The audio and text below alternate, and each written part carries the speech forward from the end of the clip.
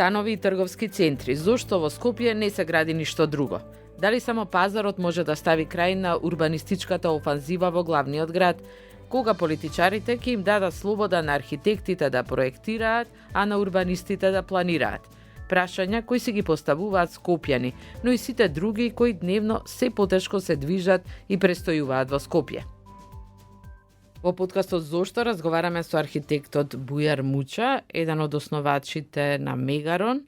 Бујар, имате многу проекти, беве меѓу последниве Албанскиот театар во Скопје, реновирањето на Музеот на современа уметност, стадионот во Битола, театарот во Титова. Но најчесто вашето име во последно време се спомнува во врска со универзалната сала. По 2 години пауза, што ќе добие Скопје сега? Јас прво да кажам да не се вмешаше веројатно политиката или најверојатно политиката немаше и да се чуе толку за мене и за универзална сала и така натака, меѓутоа тоа почна, па се смени власта, па потоа одеднаш престана со разни образложенија, меѓу кои тие дека проектот не бил безбеден, така беше кажано, така натака, така да, како да ја кажам, од нешто што и не е некоја голема работа, се направи голема работа дури се влезе, расправиите дојда до нас, преку нас се расправа разни политички строења, како да заврши тоа и така натака. Иако самиот објект како објект, ние го дониравме од причина што инаку ќе мораше веројатно се прави сосема нова универзална сала. Да, или тендерски документации, тогаш ме повика градоначалникот, беше Шилегов, тогаш немаше време за тендерски документации, така натака. И дојдов, уште до едно сознание дека не сакам таквите објекти да доживуваат судбина на негативна аукција и така натака, сакав да учествувам, као полустар скопјанец, и предложив да го донираме. Всушност тоа беше начин да се прескокне тендерирањето. Така. Да, навистина имаме искуство во тој поглед, нарочито во објекти од култура, објекти со публика и така натака, и мислевме дека можеме да направиме нешто да му се одолжиме на градот како архитекти, да речеме. Има ли луѓе, архитекти, урбанисти во Скопје кои би можеле да направат еден тим и стратешки да го осмислат развојот на градот? Има, меѓутоа, хајде речеме, треба да им дојде време. Нашите колеги, архитекти, кои повеќето од нив веројатно се и починати, кои што ја воделе архитектурата на градот и на државата во времето на Социјалистичка република Македонија. Тие го имале целиот дигнитет на професијата и целата слобода да одлучуваат. Ама тие сега не се некои паднати од вселената, тие се наши дедовци и татковци, значи не може да сме полоши од нив. Положе окружувањето во кое што ние ја практикуваме архитектурата. Дајте ни окружување во кој што политичарите си бркаат своја работа и не се занимаваат со проектирање, тогаш ќе не видите вистинските нас. Можда и не чиниме, ама ние стално проектираме со некој здив на вратот. Никогаш не сме слободни да проектираме. Па дури градоначалник на некоја општина, сега не зборам за сите, меѓутоа се случува и тоа, градоначалникот на општината да е многу весел и кога ќе добиеш на тендер објектот да сака да учествува во проектирањето. Значи, стана многу некако така забава за милиони архитектурата. И да се разбираат. Апсолутно, да.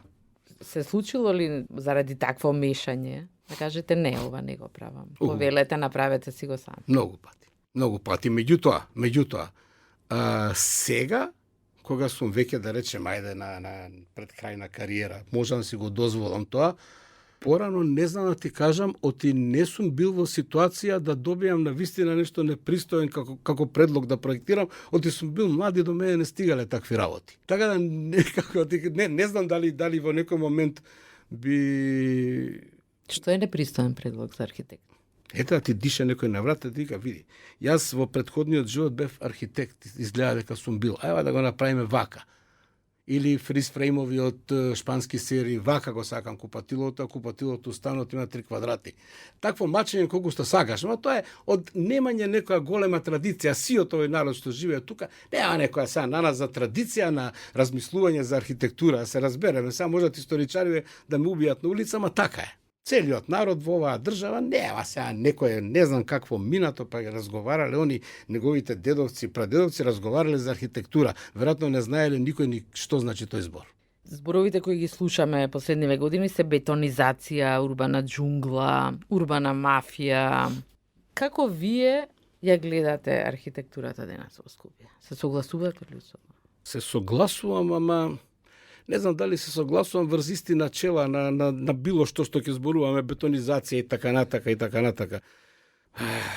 Архитектурата стана аргатлук на новостечените богаташи. Тоа е во моментот архитектурата, за жал, јас сум еден од протагонистите на таа архитектура, на вистина се трудам.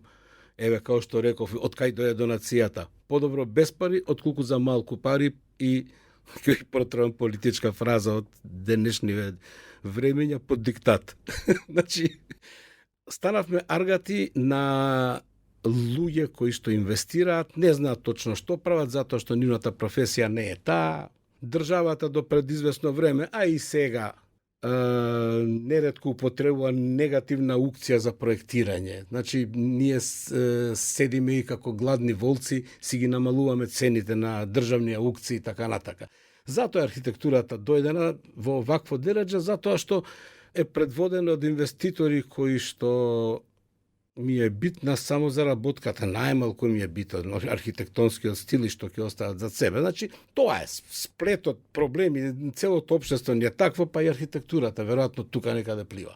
Значи, вината за ова што е Скопје, за сите што го доживуваме како бетонизација, ја бараме во вашите клиенти, вашите нарачатели и оние што поставаат ваков белек на Скопје. Како архитект од тоа се борите против тоа, или не се борите, или како успевате да задржите некоја, како да кажам, чиста совест и или па да најдете задоволство? Што да постојат два начина, едниот индивидуално секој од нас според своите афинитети и желби да се бори за професијата, мислам дека секој од нас на некој начин, освен тие што не се борат, се разбира, секој на некој начин се бори, меѓутоа тоа е малку. Организирани како архитекти сме во асоциацијата, меѓутоа тоа е асоциација која што зависи од членарината на членовите, кои што нели, пошто и таа асоциација е во оваа држава, па не се плаќа. И така натака, така да асоциација на една врвна професија, а без пари не може многу да направи.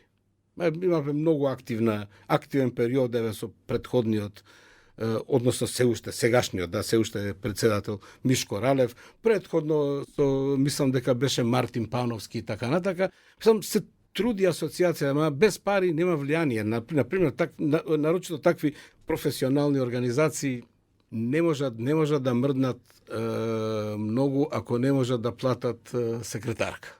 Така да отприлика тука е онаа заедничката борба, ја нема онаа борба која се гушка е објективе во време на и вајде повторно заради политички цели во време на шарената револуција. Таква активност нема и таа и тогаш мислам дека не ни беше организирана од архитекти. Комората се занимава со технички работи на структурата. Граѓаните се тие кои излегуваат веќе повремено. Имаме, како не имаме, иницијативи во Влае, во Расадник, во Лисиче, сега имаме за зградата кај воена болница. Граѓаните реагираат, не дека не се бунати, се борат за својот простор. Зошто се градат толкави објекти во Скопје? Значи, сведоци сме на огромни згради, никогаш во Скопје порано, од последниве 2-3 години не се граделе толкави масовни стамбени згради.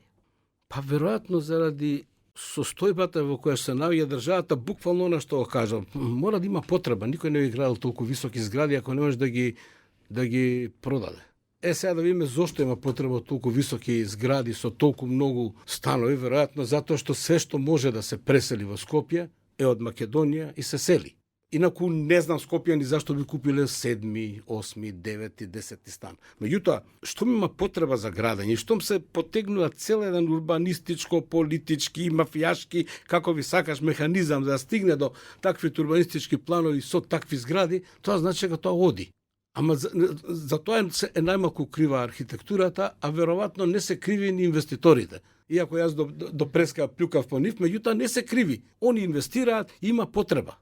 Да, ти имаат пари, имаат простор. Да, сега проблемот е што нивната потреба многу лесно ја артикулираат преку урбанистички планови кои што ги изработуваат мои колеги. Чекайте, порано урбанистичките планови ги предлага локалните власти, нели, општината, градот. Да. Сега тој процес се сменя, сега инвеститорот предлага детален урбанистички план за некој за некоја област. Тоа се случуваше последниве случаи во Влае. Ја споменав. Тоа не е баш така. Тоа е механизам кој што постои. Значи, кога општината не е заинтересирана во некој нејзин дел да направи детален урбанистички план, а некој инвеститор има земја, има идеја и така натака, од секогаш можело да изработи мал цитат од тој урбанистички план да даде предлог. Но таа можност сега та направило. Па, апсолутно. Порано, веројатно, не мораше многу често да се употребува, сега да. Ете тоа правило, понатака, меѓутоа, он не го прави планот, он повторно го дава предлогот до општината. Таму има комисијата после тоа дава оценка за тоа, дали е тоа добро или не е добро. Но самата општина не го зела да го осмисли просторот или да побара напред. Не, по широкиот дуб, да, меѓутоа тоа парче за кое што има интерес, си го прави инвеститорот, при тоа мора да нарача, проектот да го нарача од лиценцирана урбанистичка куќа, која што го дава тој предлог и после комисија, веројатно мислам дека од Советот на општината формирана, решава по тој предмет. Зборуваме за приватни инвеститори, но каде е државата? Каде се општините? Нема големи објекти. Слушаме за клинички центар 20 години. Не е ниту на хартија, не е ниту проект, некои имагинарни предлози. Зошто не се градат големи објекти? Уште зборуваме за објекти изградени во социјализмот. Па нели цело време они куврат со пари, тоа е прва работа, плюс тоа имаше еден период од 2010 до 2019, кога све што можеше да се изгради, сепак ова е град од 600.000 жители, држава од 1,5 милион дали останале. Што пак да се гради? Еве спомнав клинички центар. Само во Скопје, па ние немаме концертна сала, нема конгресен центар. Значи зборувам за големи објекти. Нема луѓе во политиката без визија за Скопје. Немаат храброст да изградат голем објект. Вас, еве, како архитект, нели би било предизвик конкурс за за концертна сала? Апсолутно да. Ајде да речеме за мултинаменска сала која што има многу седишта. Тоа е најголемиот проблем. Дали тоа ќе се вика конгресна, пак има милиарда намени. На Скопје тоа му фали. Ама, например, зашто да направи нешто кога можеше да го сруши Саемот, например. Тој таков град нема проблем да нема концертна сала, која претходно си го сруши Саемот, што го имаше за да изгради трговски центар. Да, ние имаме само трговски центри. Ето така, имаме трговски центри, така да веројатно градењето на конгресен центар не вклучува профит. Да, не вклучува профит и стално, пошто не вклучува профит, не знам зашто се дае таа локација кога може да се остави за некое друго време кога ќе дојде некој да направи профит. Меѓутоа ние веројатно и немаме некој искуство наназад историско и овој народ во гените носи дека профит валјда може да се прави само со купи продај. Па не, ама фрустрирачки пак станови трговски центри, трговски центри. Го користам тој збор. Еве само да се споредиме со големите градови, главните градови околу нас. Така и на Тирана, која доживува ренесансот, како да кажам, на вистина таму се гради, но се внимава и да се градат и големи објекти, еден Белград, деве да не одиме подалеку. Загреб. На вистина не знам што да ти кажам, можеби кој е проблемот кај нас? Еве, тоа не ми е јас јасно. ти велам, ние до 2000 и кога се смени власта, 19, 18, 16. До тогаш има масовно градење на све, значи ако не сме направили ни еден споменик, тоаш ги направивме сите споменици. Мислите на Скопје 2014? Апсолутно. И сега Па тоа е проект за кој ни се смееше цел свет. Ни се смееше, ама зградите се изградија. Театрите се направија. Еве го турски уште се гради, еве го МНТ се изгради, еве албански театар се реконструираше, Велешки и така натака. Значи, колку капацитет има држава да прави уште јавни објекти. Освен, еве, може да разговараме за болницата. Ама све друго се направи во Скопје 14 археолошки музеј, ваков музеј, споменик новој. Ја мислам дека више стигна, добро што споменик, требаше наши споменици да прават, пошто више стигна и до тоа ниво. Ние, ја и ти да имаме споменик.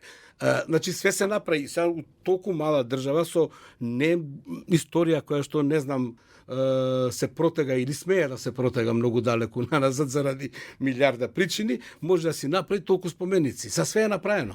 Кога ќе видиш? Тоа што е грдо и што ни се смеат и се шегуваат со нас, не е бит, важно е направено. Па, многу е тешко сега тоа да го срушиш. Ако е толку грдо. Мада искрено ти кажам, мене не ми ни пречи.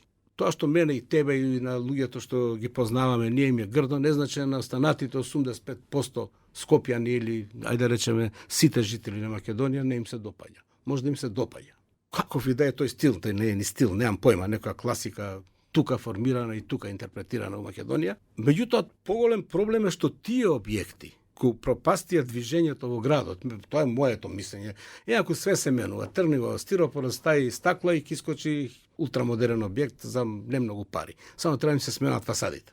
Еве владата може да се врати во првобитна. Може, ама кошта. И таа не е ни проблематична, таа секојаш била отпад. Ама што да правиме од оние први 3-4 објекта во класичен стил кои што доаѓаат од железничка станица и тука во 4,5 сат станува мртво све, затоа што на приземјата на тие објекти има оние капи за детектирање на метал. Значи, на главната трговска улица во градот нема трговски и нема содржини за уживање и тој станува мртов простор. Исто така археолошки музеи, целиот тој потек, наместо да биде шеталиште, тоа е сега умиралиште, ништо, у 4,5 таму нема никој. Тоа е проблемот за мене, тоа е проблемот на 14-та. Што изградиле? Барем изградиле.